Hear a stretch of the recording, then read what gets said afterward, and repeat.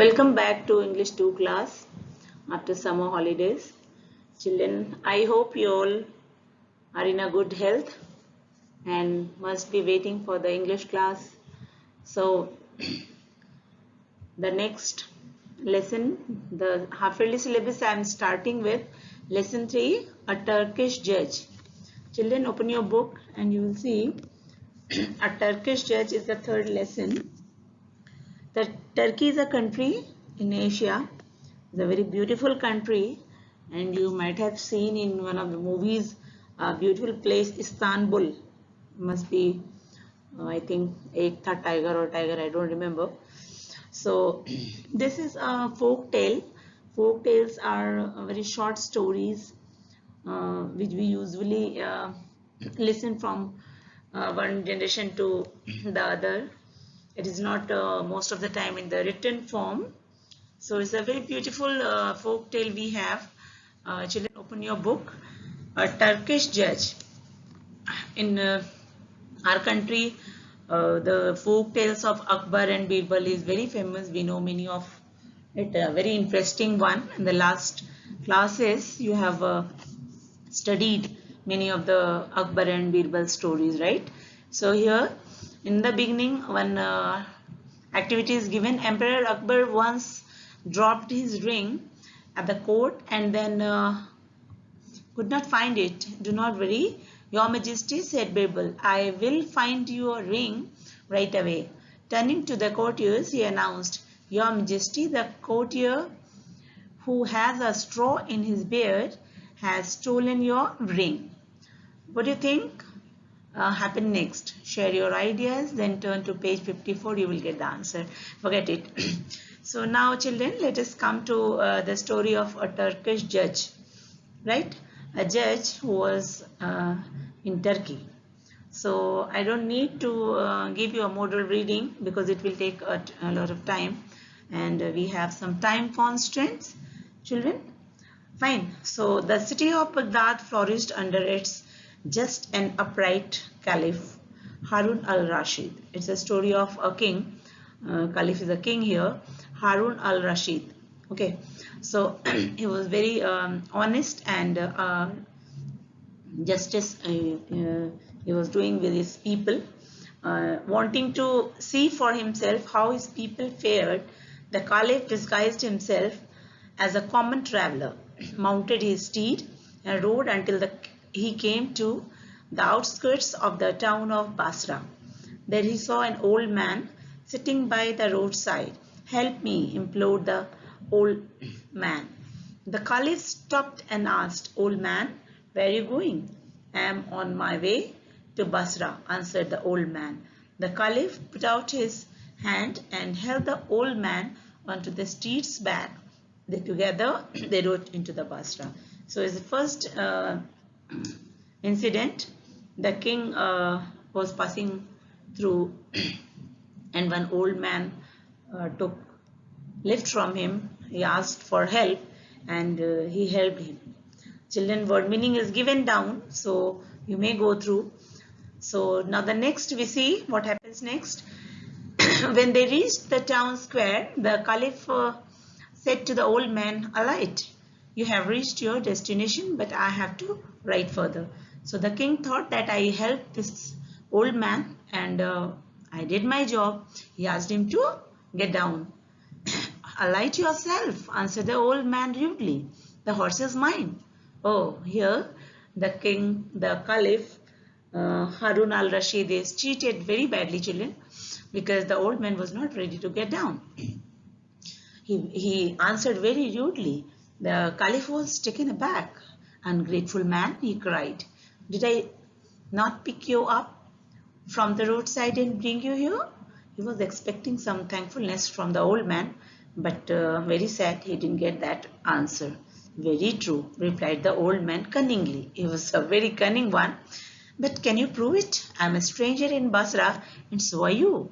It is your word against mine. Give me the horse and be on your way. Children, it happens. If a person is very honest and simple-hearted, these days your parents are always advising you, beta, be very careful when you go out, right? Always be aware and Be very careful. Here what happens next, children? The Caliph was faced with a dilemma. He knew if he forced the man off the horse, the old man would cry out, a mob would gather and turn against him.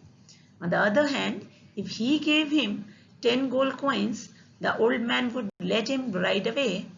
But then he would be encouraged to cheat other people. The Caliph thought for a while, and then he said to himself, I will go before the Qadi of Basra and ask him to settle the case. I may lose my horse in doing so, but at least I will get to know how wisely the Qadi of Basra dispenses justice. Children, what happens after that? The Caliph was in a dilemma, means he was greatly confused. What he should he do in this case? Because he was a stranger over there, and that old man was asking for the horse. So what he has decided, he finally came to the conclusion that he will go to Qadi. Why he wanted to go to Qadi? Because he wanted to check him also, how the Qadi is doing the justice, whether he is honest in his work or not. So both the thing will be done in this way. So let us go to Qadi. Then said the Caliph to the old man. The old man agreed. Old man was very much confident over here, and he got ready, right? So they went to the place where the Qadi was holding court. There was a court scene. Okay. The next, the Qadi was there for the justice, and the old man very happily agreed to accompany the Caliph. Two men stood before the Qadi, an oil merchant and a porter. Means there were so many cases the Qadi was handling. Okay, so the Caliph and the old man were waiting for their turn, and the first one, the case the Qadi was handling. What was the case? An oil merchant and a porter. In his hand, the porter held a piece of gold which he claimed was his. Your Honor, said the old merchant, that coin belongs to me. I have owned it for many years and always carry it. I lost it today. Okay, so what happened then? Are there any witnesses? Asked the Qadi. No, Your Honor, answered the man. So this way the Qadi was questioning the oil merchant and that porter. So the Qadi asked the man to leave the coin with him and to return to the court the following day. The Caliph was puzzled, and he wondered how the Qadi would pronounce a just decision. The next case was called, and two other men approached the Qadi. So what the Qadi did, he just asked, any witnesses there? They said no. They said, okay, you keep your coin over here, and the next day you can come and I will give you decision. And the next case, what? The next case was called that other men approached the Qadi. What is your trade? He asked the first. I am a writer, answered the man. Why are you here? Continued the Qadi. This morning, while I was out, someone stole my book of learning. That tailor, he said, pointing to the other man, now has it and claims that the book is his. Did anyone witness the tailor stealing the book? Asked the Qadi. No, Your Honor, replied the man. Very well, said the Qadi. Leave the book with me and return tomorrow. Next, the Qadi called the Caliph and the old man before him and inquired whether they had come to the court. Your Honor, said the Caliph, I am a traveller from a distant land. This man asked for my help, and taking pity on him, I brought him with me to Basra. When I asked him to dismount, he refused, and now he claims that my estate is his. The Qadi calmly asked again for the witnesses. As they told no, there is no witness, the Qadi asked them also to come for the next day. So children, next morning, the Caliph arrived at the courtroom, and he was about to give the justice, and they all were waiting for their turn. As soon as the Qadi entered the room, he ordered the very first case oil merchant and the porter to come before him. Children, he announced, "Here is your gold coin. Take it. It is rightfully yours," to the oil merchant. Then he turned to the porter and asked, "You have tried to keep what did not belong to you." Huh?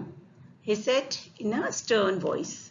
"Soldiers," he called, "take this man away from the courtroom and see that he offers these services free of charge to the oil merchant for a month."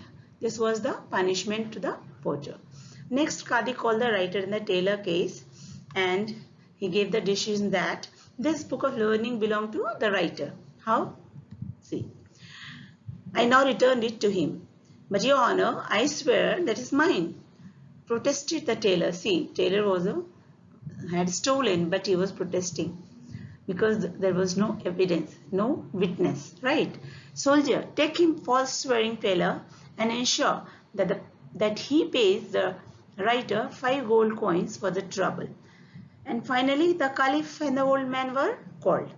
And the Qadi addressed the old man, "Why have you repaid the generosity of a stranger with ingratitude? I will make you sure you mend your cunning ways. From this day on, you will be employed at the court and it will be your duty to extend courtesy to all the travelers." Right? So, "Good traveler," he said turning to the Caliph, "I know that the horse belonged to you." The Caliph was very much surprised by the decisions the Qadi gave because there were no evidences, no witnesses. So the Caliph was amazed and he asked the Qadi. He thanked him first and then he came very close to him and he approached him and he said, "Honored judge, I am very much surprised of your wisdom. How did you come to this conclusion?" So the Qadi is now one by one giving his answer. Children, you will go through it. I know you must have gone through it. And how did he check? By putting the gold coin into the water and coins were oily. So he came to know that the coins are of merchant. And the book was read and the most of the learning part marked and read by the writer. It cannot be read by that way.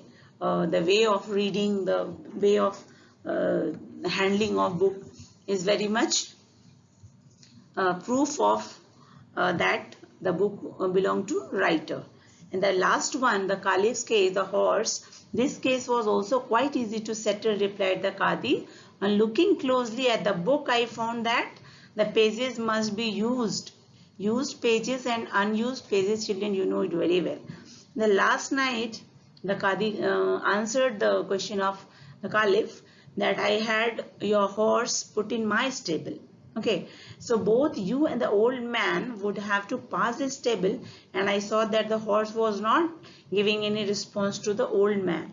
Children, when we have pet with us, the pet is very much close to us. We love each other, right? So horse was not giving any sound, any neigh. He did not neigh. So the Qadi came to know that the horse was belonged to Harun al-Rashid. So the judge was very honest, and now Caliph answered that I now make you the grand Qadi of the all Baghdad. So this is the story, children. I have always the time constraint. I am giving you the answers of RTC. You can do, and the questions of read, write, reflect is very easy. I will ask you to write by your own, right? So you all try all questions because these all questions are opinion based. You have to do by your own. Thank you very much.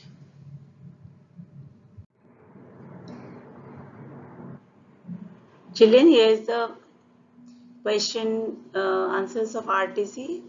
I gave you the easiest one, and the questions given in read, write, reflect, you are supposed to write by your own, right? Thank you. Thank you very much. Sorry I stopped once. Thank you very much. Do your work. All the best.